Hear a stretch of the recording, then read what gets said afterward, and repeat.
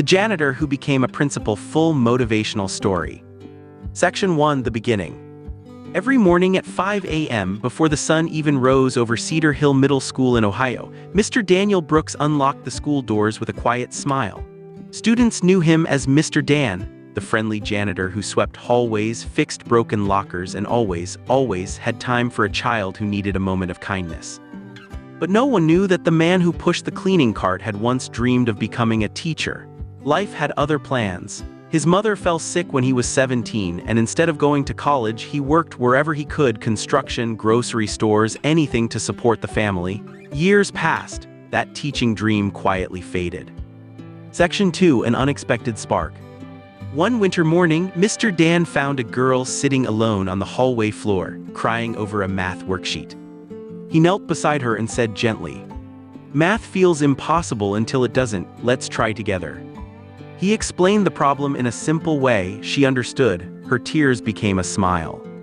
Word spread quickly. Soon more students were asking him for help, not just with math but writing, history, science. Mr. Dan always helped, even if it meant staying late. Teachers noticed. The principal noticed. And for the first time in decades, the old dream inside him flickered awake. Section 3. The turning point.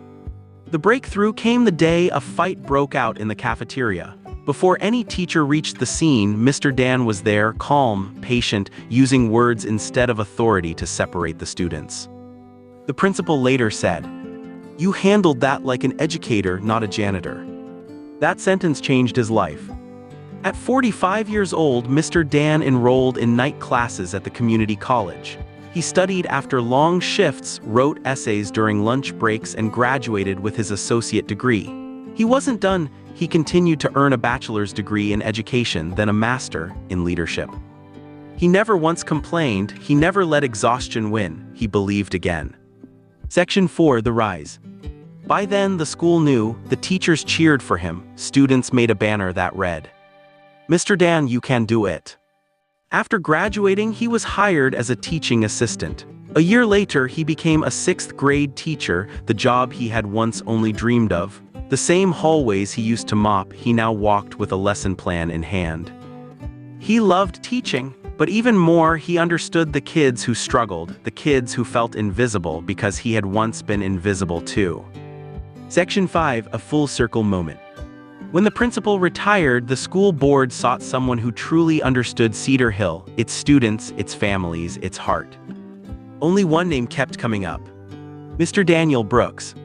On the day he was officially announced as the new principal, the entire school stood in the gym cheering. Some students cried, some teachers did too. Mr. Dan stood at the podium, wiping tears as he said, "You don't need the perfect beginning to create a meaningful ending. Just one reason to keep going." The janitor had become the principal. The dream that once died had been reborn. And the school that watched him rise would never forget his story.